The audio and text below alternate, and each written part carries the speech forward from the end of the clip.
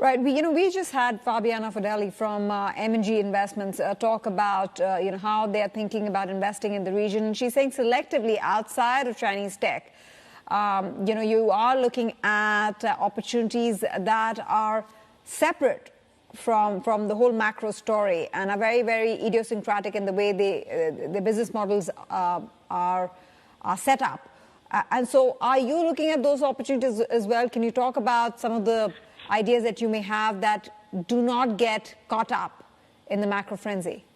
Yeah, I mean, it's difficult. I mean, predominantly we Chinese, from a Chinese investment point of view. So for us, we're really looking at a relatively selective universe when it comes to global tech. It was nice to hear M&G's view on global tech, though, and to a degree China tech. But I agree with her implicitly that selective nature is going to be where we're going to be and has been for a long time. However, the e-com plays we would still prefer. We would still like the consumer plays from a medium to longer term point of view.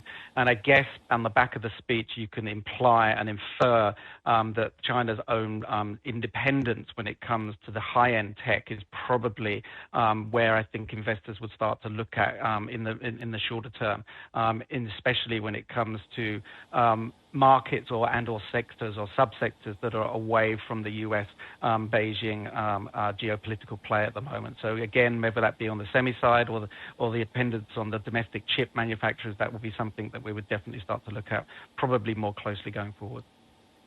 Okay, let's look at the consumption theme. And you like Mengniu Dairy from that segment. You also are very, very favorable towards JD.com. Walk us through some of the consumer-oriented stocks that are part of your portfolio.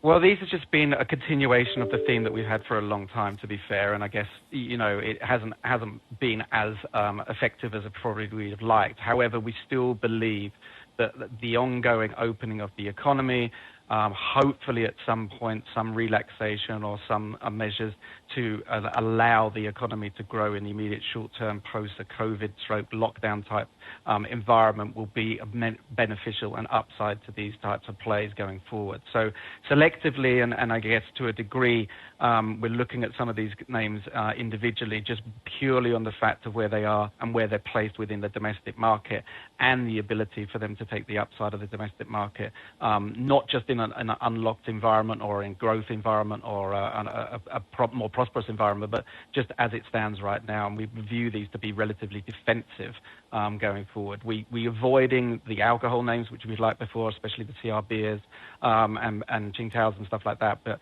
we still feel that China consumer and the growth of China consumer, and again, inferring from what President Xi said in his speech yesterday, means that growth is going to be of capital importance.